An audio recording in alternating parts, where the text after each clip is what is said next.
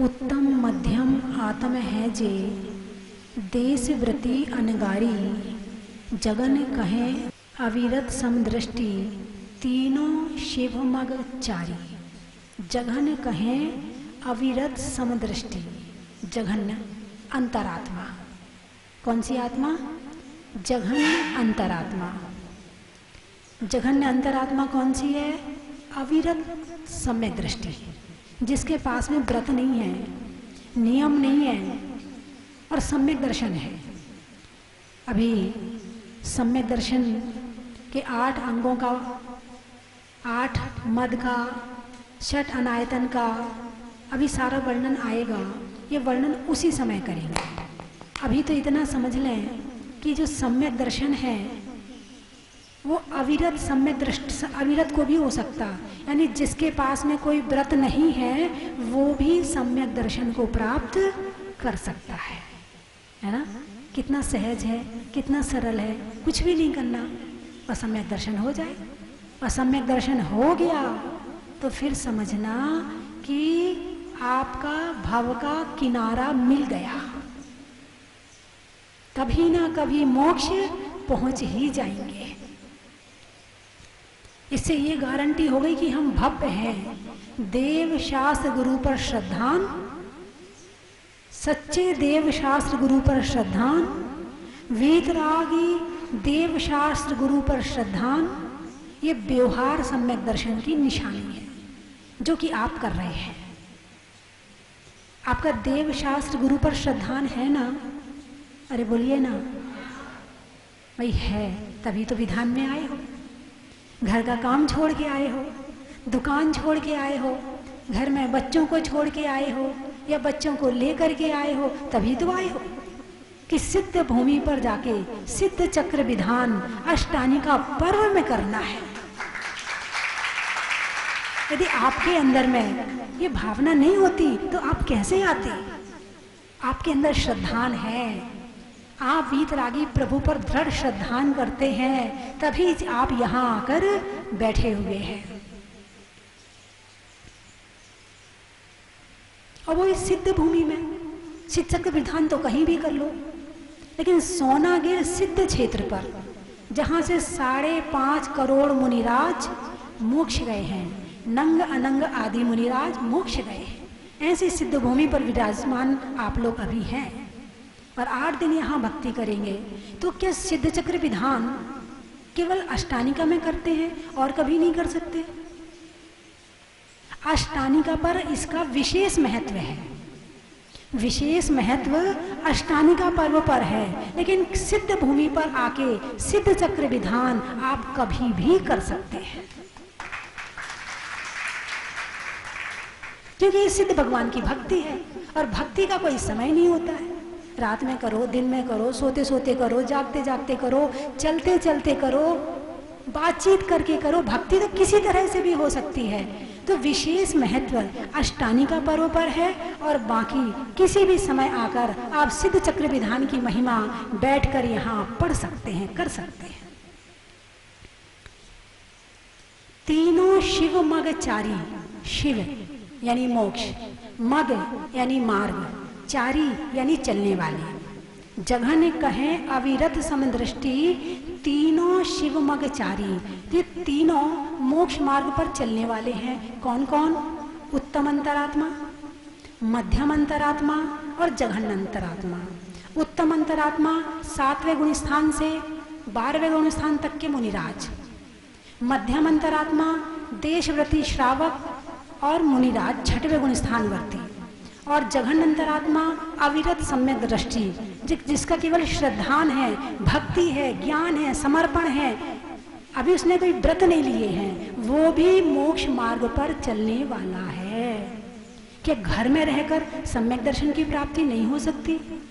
अरे बोलिए ना, हो सकती है। जिसने कोई नियम व्रत नहीं लिए उसको भी सम्यक दर्शन की प्राप्ति हो सकती है। और कैसे होगी, अभी इसी में आगे इसका वर्णन आएगा, तब बताएंगे। अगली लाइन है, सकल निकल परमात्मा में 2 भेद, तिनमें घाति निवारी। सकल निकल परमात्मा। कौन सी आत्मा? सकल परमात्मा और निकल परमात्मा। आपने कभी नाम सुना है? आपने नाम सुना होगा कि आदिनाथ परमात्मा है, महावीर भगवान परमात्मा है, पार्श्वनाथ भगवान परमात्मा है। ये सकल परमात्मा, निकल परमात्मा कहाँ से आ गए? इन नए नाम के परमात्मा कहाँ से आ गए? कभी आपने इनका नाम सुना है क्या? नहीं सुना ना? ठीक है, चलो आज मैं बताती ये कहाँ से आए हैं। सकल, पहला शब्द क्या है? सकल। सकल परमात्मा, सा कल। कल शब्द समझते हैं ना? कल, कल यानी शरीर, सा यानी सहित, सहित शरीर के सहित परमात्मा, सकल परमात्मा। आया समझ में? है ना? कल का क्या मतलब होता है? कल पुर्जा यानी मशीन, कल पुर्जा यानी मशीन। कल युग यानी पाप का युग। कलयुग का क्या मतलब है? पाप का युग, कलयुग। कल क्या कहते ना, कल करेंगे, लेकिन जब वो कल आता है तो वो आज बन जाता है। कल आता ही नहीं है कभी भी, जब वो आता है तो आज बन जाता है। तो जो नहीं आता वो कल, और जो चला गया वो भी कल है। जो चला गया वो भी कल, और जो नहीं आ रहा है वो भी कल। दोनों हमारे हाथ में नहीं है। जो चला गया है वो भी हमारे हाथ में नहीं है, और जो आने वाला है वो आने वाला है हमारे हाथ में नहीं। जब वो वर्तमान बनेगा तब हमारे हाथ में आएगा। जब तक वो कल रहेगा तब तक वो हमारे हाथ में नहीं आएगा। यानी अंग्रेजी में आने वाले कल को क्या कहते हैं? टुमारो। बहुत बढ़िया। और जो बीत गया कल उसको क्या कहते हैं? उसको भी उस यस्टरडे। यानी दोनों का नाम अलग अलग है। आने वाले कल को अलग शब्द से संबोधित किया है और गए हुए कल को अलग शब्द से संबोधित किया है, लेकिन हमारे यहाँ आने वाले भविष्य के को भी कल कहते हैं, और जो चला गया वो भी कल है, क्योंकि दोनों हमारे हाथ में नहीं है। बात समझ में आई कि नहीं? तो कल, एक शब्द कल का मतलब कई होते हैं। एक कल का मतलब एक चीज नहीं होता है, कई अर्थ होते हैं। यानी कि शब्द, ये जो शब्द संरचना है, जो शब्दों का एक खेल है, शब्दों की गहराई है, शब्दों की ऊंचाई है, शब्दों का मनोरंजन है। वो मतलब पहले टीवी और मोबाइल नहीं होते थे मनोरंजन के लिए, पहले शब्द ही होते थे मनोरंजन के लिए, है ना? जब बच्चे होते थे तो क्या करते थे? छोटे छोटे बच्चे एक दूसरे से पहेली पूछते थे, है ना? पहेली पूछ पूछ के मजा लेते थे, कहानी सुना सुना के मजा लेते थे। अब तो वो मोबाइल में मजा आता, पहेलियां गई, है ना? एक बड़ी अच्छी बात याद आ रही है। हरि ने कही, हरि ने सुनी, हरि गए हरि के पास, और हरि हरि में घुस गए, हरि हो गए उदास। क्या? हरि ने कही, हरि ने सुनी। हरि यानी मेंढक, और हरि यानी सांप। मेंढक ने कही, सांप ने सुनी।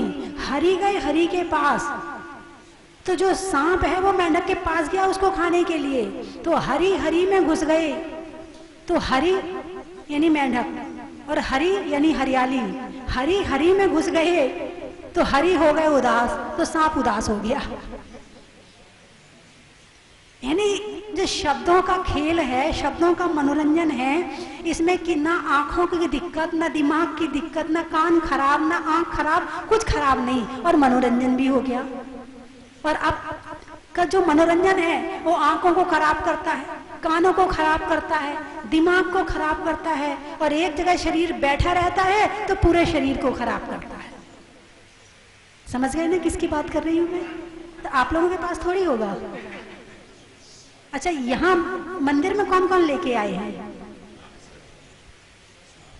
सब लेके आए हैं, सभी लेके आए हैं। यानी ये तो तुम्हारा एक क्या मर गया, बन गया, मार्का बन गया तुम्हारा ये मोबाइल।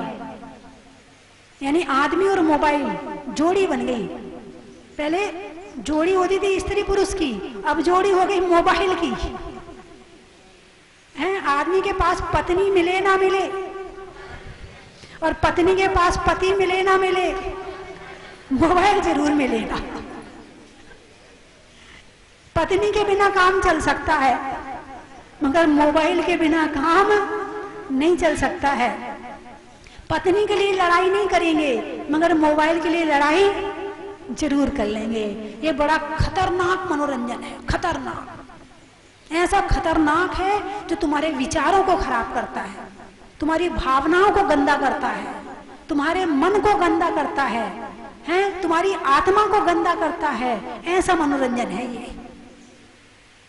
इसलिए ऐसे मोबाइल को कम से कम हाथ लगाना चाहिए।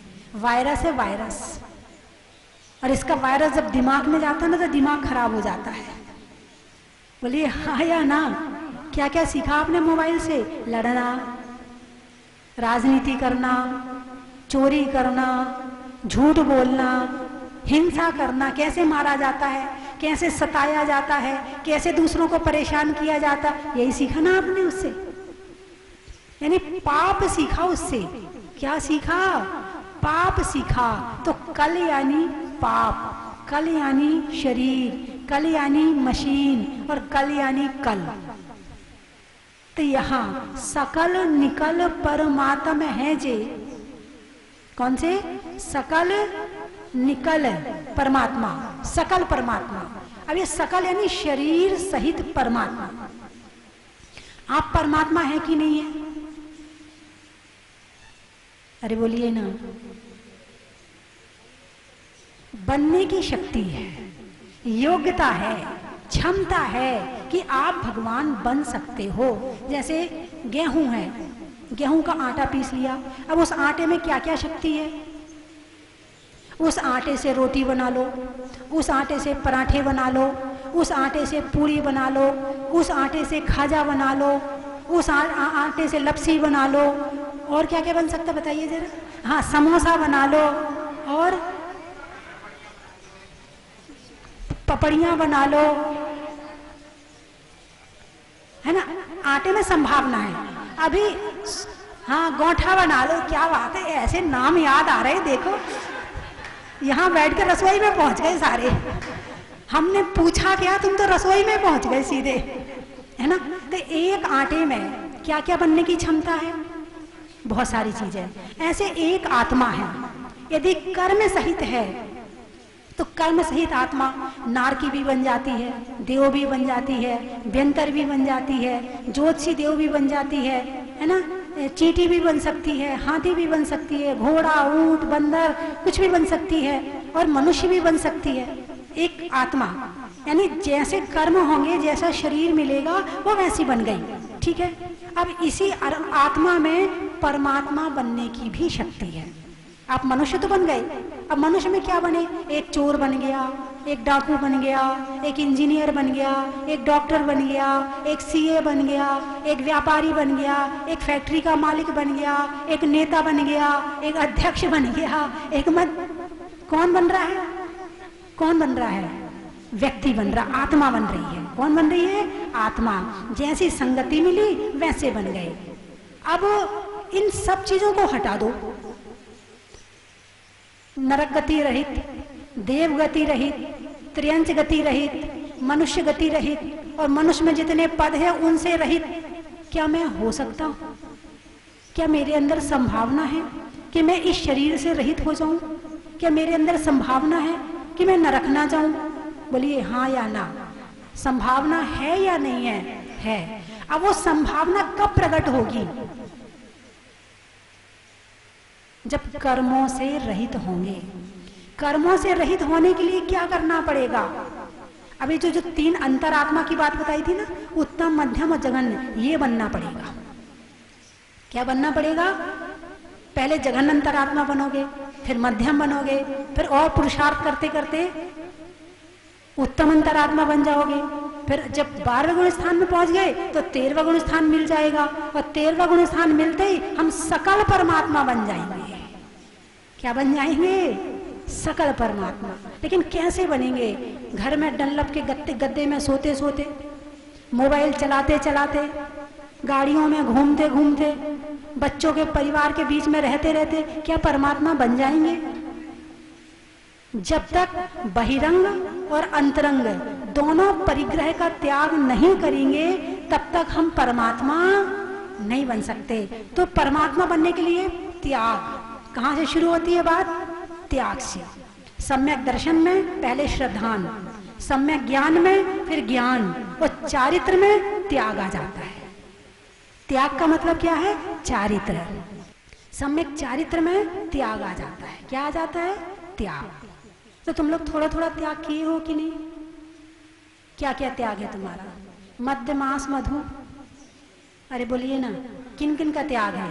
मद्य यानी शराब, मांस आप जानते हैं, और मधु यानी शहद। किस किस का त्याग है? हाथ उठाओ, अच्छे से हाथ उठाओ। किन किन का त्याग है? शराब का भी? क्यों भाई, जैनी हो ना? हाथ उठाओ, चलो आज के बाद नहीं पिएंगे।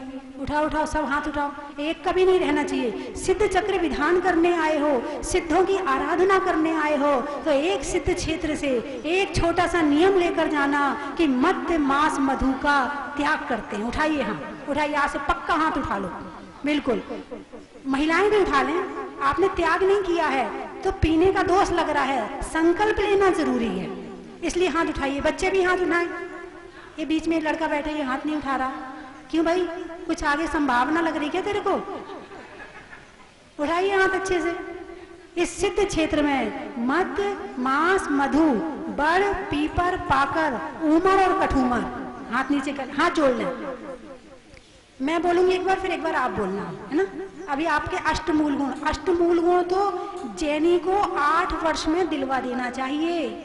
8 वर्ष का बच्चा या बच्ची होती है, मंदिर में जाकर गुरु के पास जाकर 8 वर्ष के बच्चे को पहले जो लड़का है उससे अभिषेक करवाना चाहिए, लड़की है उससे पूजा करवाना चाहिए, फिर गुरु के पास ले जाकर के फिर हाथ जोड़ के ये 8 चीजें त्याग करनी चाहिए। मुझे लगता आप लोगों ने अभी तक नहीं करी। आपकी गलती नहीं है, आपके मम्मी पापा की गलती है, उनने नहीं करवाया। आप तो छोटे थे, आपको पता ही नहीं था। चलिए भगवान की तरफ देखिए, हाथ जोड़िए।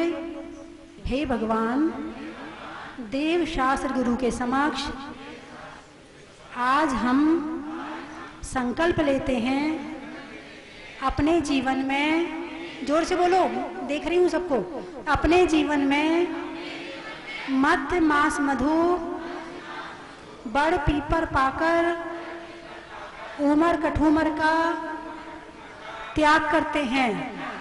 हे भगवान, मुझे शक्ति देना, मुझे भक्ति देना, मैं इस त्याग को अच्छी तरह से पालन कर सकूं। नमोस्तु भगवान, नमोस्तु भगवान, नमोस्तु भगवान। चलो 9 बार नमोकार मंत्र पढ़ो। जितने टीवी में देख रहे हैं वो भी पढ़ लें। तो शरीर सहित परमात्मा को कौन सा परमात्मा कहते हैं? सकल परमात्मा। वो कब बनते हैं? जब कर्म कितने होते हैं? 8। कितने होते हैं? 8। ज्ञानावरण, दर्शनावरण, मोहिनी, वेदनीय, आयु, नाम, गोत्र और अंतराय। इनमें से 4 घातियां हैं और 4 अघातियां हैं। 4 घातिया कर्म यानी सीधे आत्मा के गुणों का घात करें। जैसे ज्ञानावरण है, आत्मा का गुण क्या है? ज्ञान। आत्मा का गुण क्या है? ज्ञान। तो जो हमें ज्ञान ना होने दे वो ज्ञानावरण, ये हमारे सीधे गुणों पर घात करता है ना? दर्शनावरण, जो दर्शन ना होने दे वो दर्शनावरण। मोहिनी, जो भ्रमित करे रखे, जो क्या करता है? भ्रमित करता है। भ्रमित, जो मेरा नहीं है उसको मेरा कहलवाता है, वो मोह है। तो ये भी आत्मा के गुणों का घात कर रहा। आत्मा का गुण है सुख, और सुख को नष्ट करने की का काम जो करता वो मोह करता है।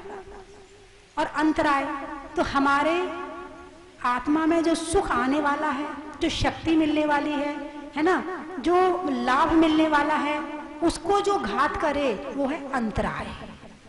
क्या है?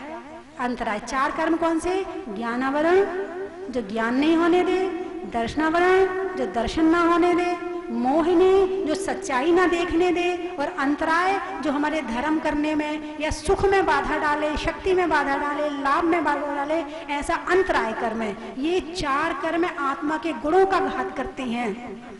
जब ये 4 घातिया कर्मों का नाश हो जाता है तो 4 अनंत चतुष्टय प्रकट हो जाते हैं और सकल परमात्मा बन जाते हैं।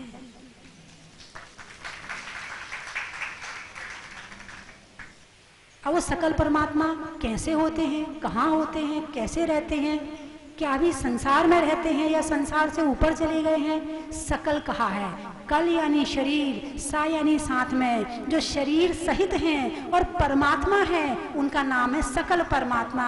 4 घातिया कर्मों का नाश कर दिया है और इस धरती से 5000 कितने 5000 कितने योजन या कोश, 5000 कोश जो ऊपर उठ गए हैं धरती से ऊपर, इतने हल्के 4 घातिया कर्मों का नाश जैसे ही होता है 5000 कोश ऊपर उठ जाते हैं तुरंत, हल्के होते ही।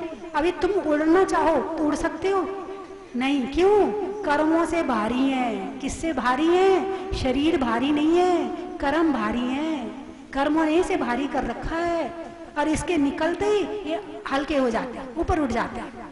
ठीक है, 5000 कोश ऊपर उठ गए। अब उठने के बाद में फिर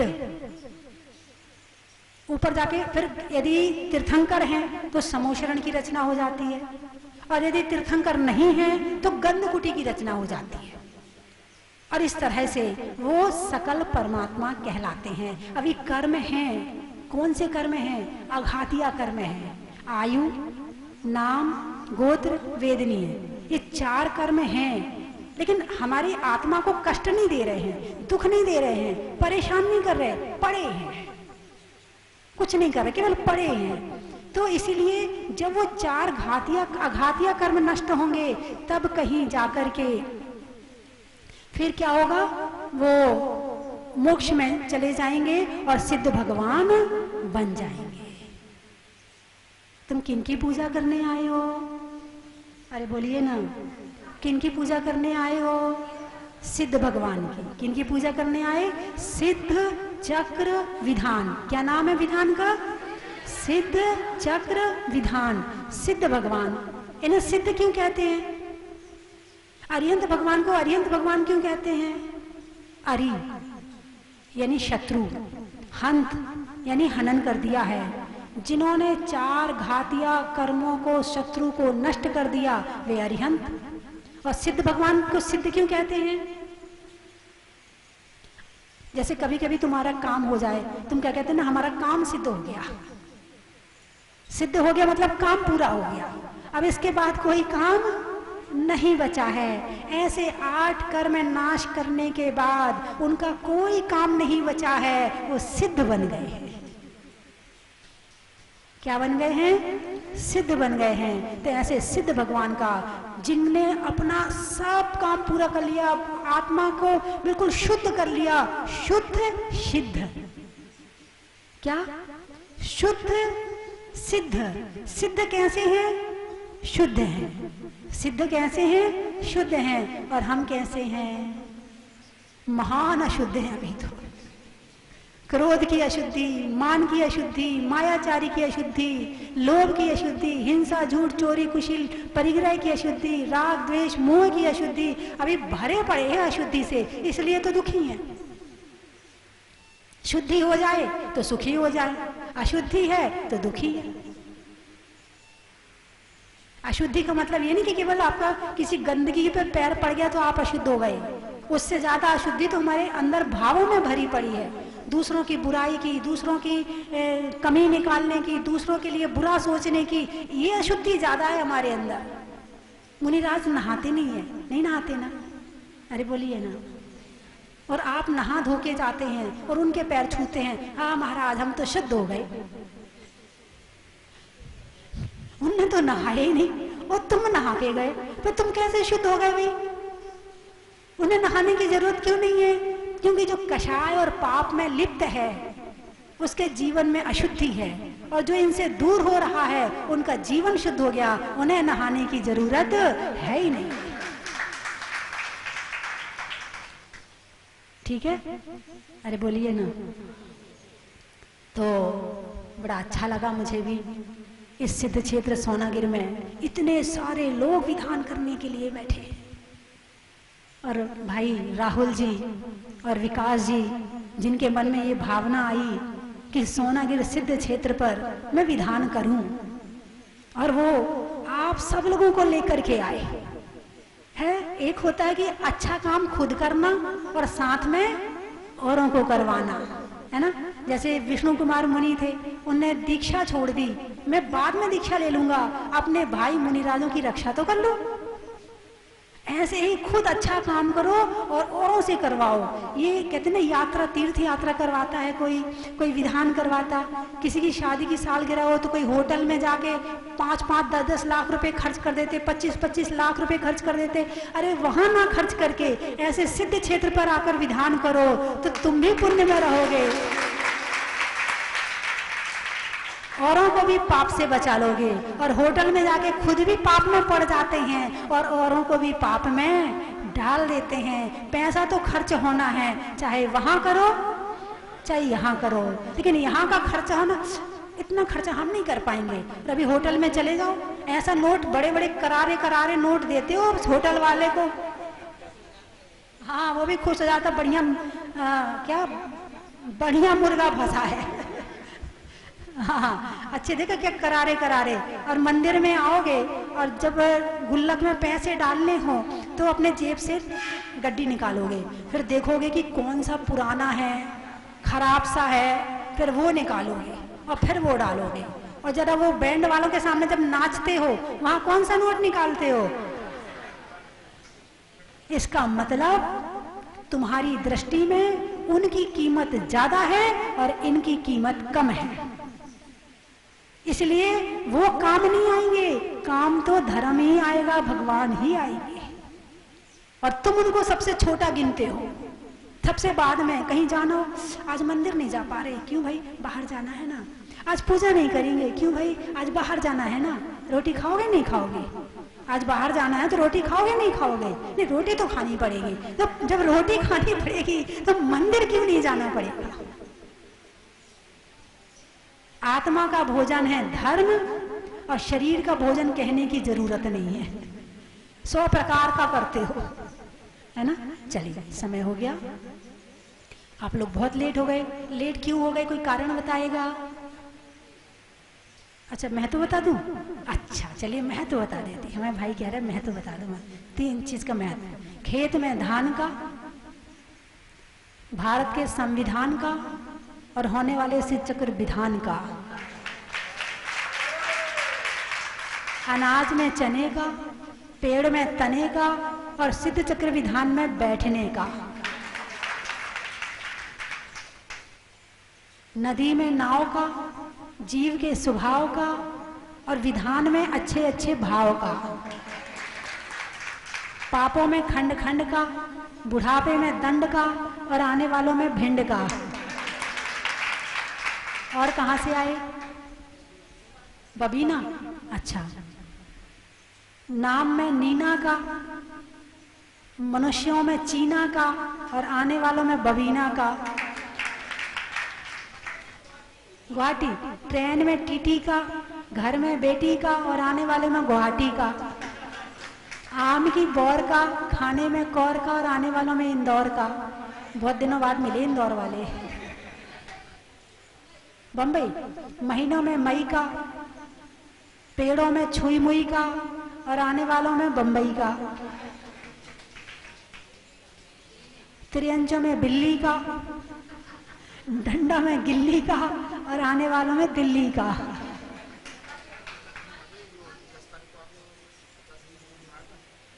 कौन सा वाला? अब मुझे याद नहीं है। अरे मुझे याद, मैं तो तुरंत बनाती हूँ वहीं भूल जाती हूँ, मुझे नहीं याद रहता कि मैंने कल कौन सा सुनाया था, है ना। ग्वालियर का, ग्वालियर का। अच्छा, सुनने में ईयर का, छोड़ने में बियर का, और आने वालों में ग्वालियर का। हो गए सारे, बाकी कल बता दूंगी, है ना, कल बता दूंगी। बोलिए 24 भगवान की।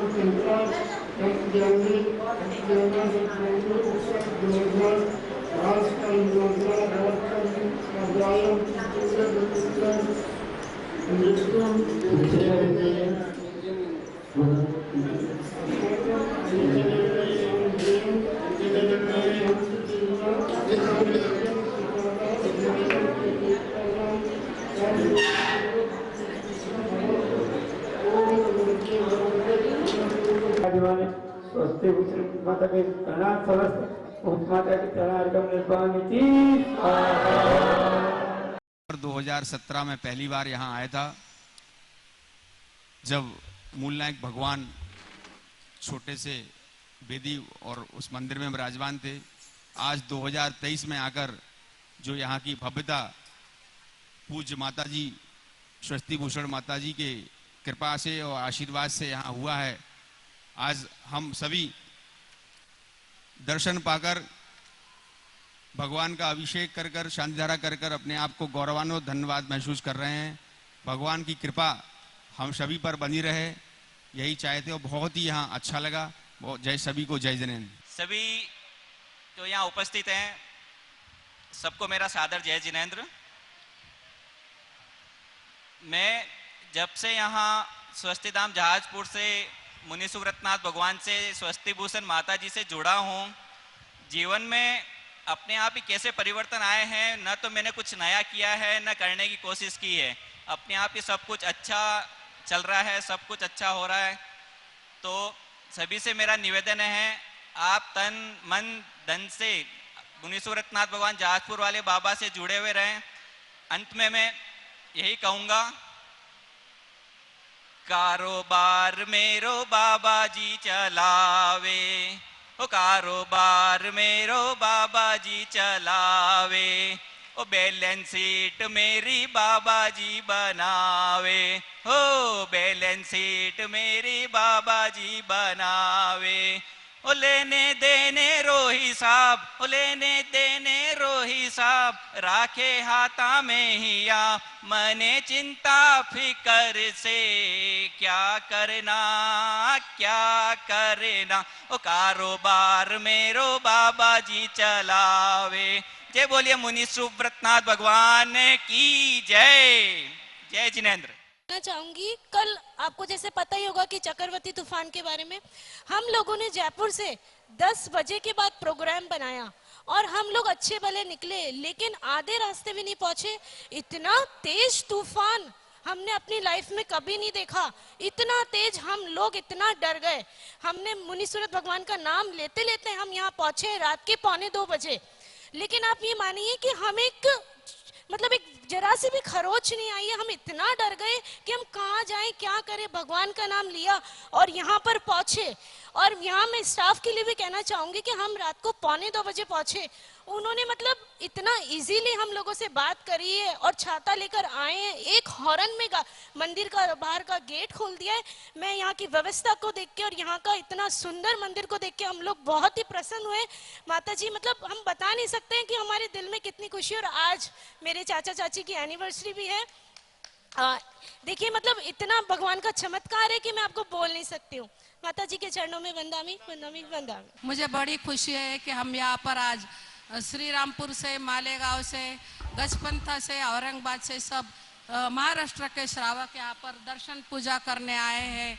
बहुत खुशी हो रही है, बहुत खुशी हो रही है। क्या बोलूँ, मुझे कुछ समझ नहीं आ रहा, क्या कहूँ, कुछ कहा न रहा है, कुछ कहे बिना भी रह न जाए। नमोस्तु नमोस्तु भगवान, नमोस्तु।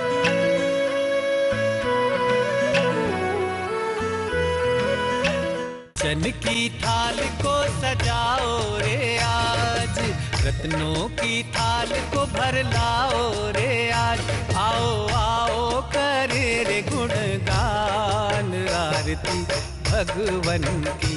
आओ आओ करे गुणगान आरती भगवन की। आओ आओ करे रे गुणगान आरती भगवन की।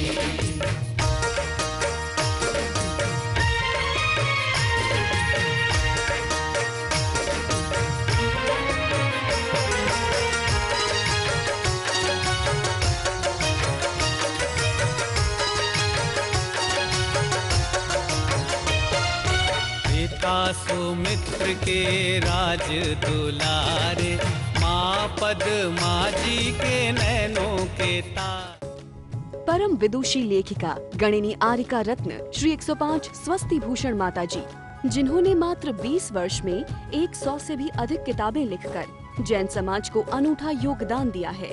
बड़े बड़े विधान जैसे कल्पद्रुम महामंडल विधान, सिद्ध चक्र महामंडल विधान, इंद्रध्वज महामंडल विधान एवं विशेष जिनपद, पूजांजलि आदि महत्वपूर्ण साहित्य बहुत ही सरल व सुबोध शैली में लिखे हैं, जिसमें गद्य एवं पद्य साहित्य भी समाहित है। इन महान साहित्यों को पढ़कर आप भी अपने ज्ञान का विकास कर सकते हैं। साहित्य प्राप्त करने हेतु आज ही संपर्क करें। संपर्क सूत्र 7906062500 9868345768।